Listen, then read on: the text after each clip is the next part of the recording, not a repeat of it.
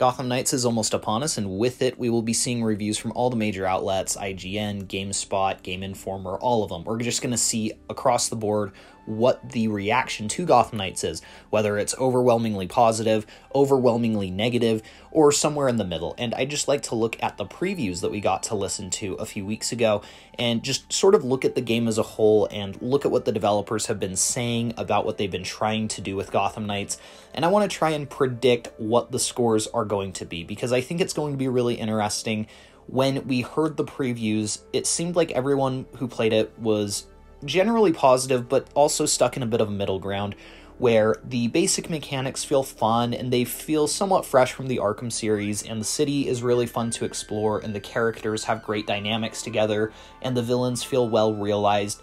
So there's a lot of positives and a lot of things even from the Arkham games that have carried over into Gotham Knights. But there was also a bit of hesitation and trepidation, just in the sense that a lot of the features that this game advertises requires hours of playtime and hours of customizing these characters to your playstyle and the look of the characters to how you want, and a lot of these features are not what people got to play through in the previews. Similarly, we all still know next to nothing about the main story, and when people got to play through the previews, they weren't really given access to more than the first 20 minutes or so of the main story before they were launched into some side content to play through. So in terms of how the Court of Owls are handled, how the other villains are handled in the main story, and what the plot points of the main story actually are, everyone's kind of in the dark. And I think that especially after the Batman Arkham games, which had a very consistent storyline that people really enjoyed, I do think that that is one of the big talking points. That's one of the things that most DC fans are looking forward to, is how this story is going to work and what the narrative of a post-Batman Gotham City with his sidekicks is going to look like. So getting into my actual prediction for the scores of Gotham Knights, I think it is going to not be a very consistent number. In other words, I don't think that we're going to be seeing like 7s across the board.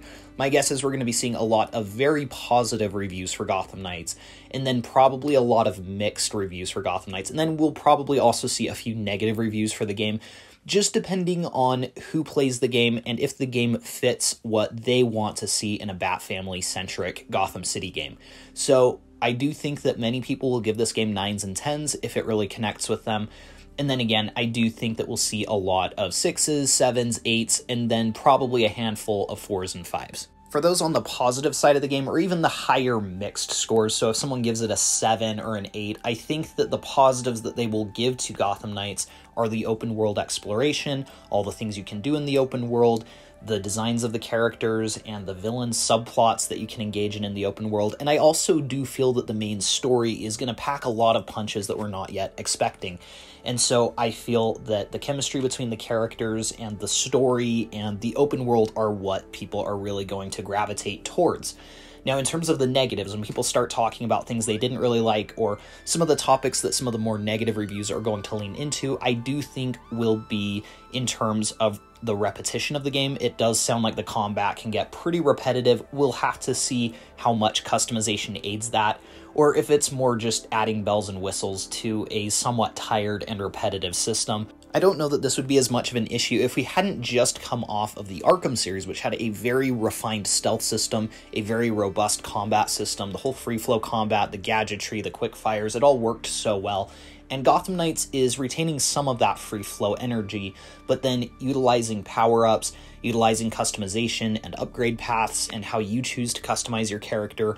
It's ability-based, so rather than having combos or too many quick fires, you use a lot of your gadgets through abilities, so you have to fill up a meter at the bottom of your screen and then use it. So in that sense, I still think that there's plenty of room for momentum in the combat and for upgrades in the combat, but if the fundamental design of the combat just isn't as fun as Arkham, and if the stealth isn't as fun as Arkham, I do think that Gotham Knights will take a bit of a hit from that. I also do think that some critics will perhaps unfairly use their opinions of love of the Arkham games to negatively paint Gotham Knights just because it's a different game and it's not trying to do what the Arkham games did. With that being said, I think it's tricky because with the Arkham games existing and being such great Batman games, And I know that a lot of people have said, well, it's a new continuity. We can't judge it by Arkham standards. We have to act as if this is ground zero. I don't know that that's necessarily a fair expectation. Since the Arkham games exist and since they got the job done so well, I think any Batman or Batman-style superhero game that comes out from here on out is going to have comparisons to Arkham, especially because at this point the last entry released 7 or 8 years ago, and so people are going to look at that and say, look what Rocksteady did in 2015.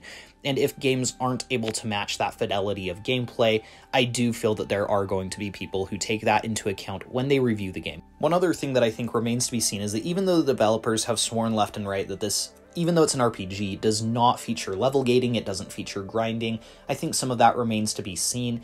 If in the open world it turns into, oh, you have to fight 600 brutes before you can progress to the next mission, or, oh, this side mission requires you to take down 300 enemies that you'll find just randomly scattered throughout the open world. And some of those missions that are RPG-centric that people just don't like, if it feels grindy, I also think people are going to take that into account as well.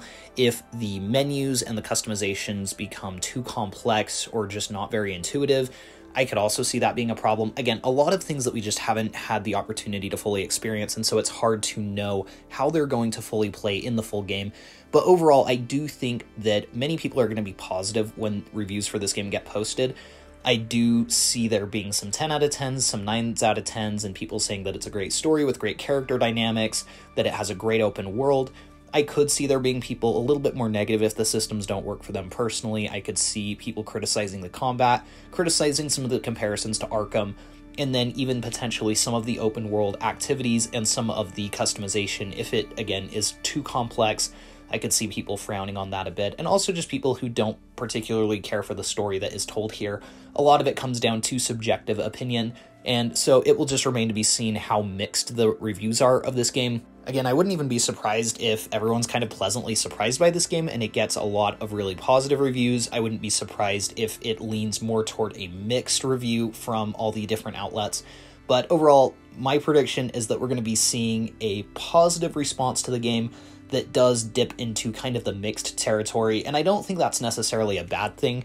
I think that just shows that Warner Brothers Games Montreal has crafted something truly unique and truly special here, and something that we haven't seen in Batman games before. And the fact that it's not going to resonate with everyone perfectly shows that they went with a very specific direction, and they didn't try to just appeal to everybody. I think that's a really ballsy move with a AAA open-world DC video game, and I can't wait to get my hands on it and see how it works for me. But anyways, that's my thoughts on the reviews. Please be sure to leave yours in the description below. What scores are you anticipating Gotham Knights getting? Again, please be sure to like and subscribe if you enjoyed. Thank you all so much for watching. We will see you guys in the next one.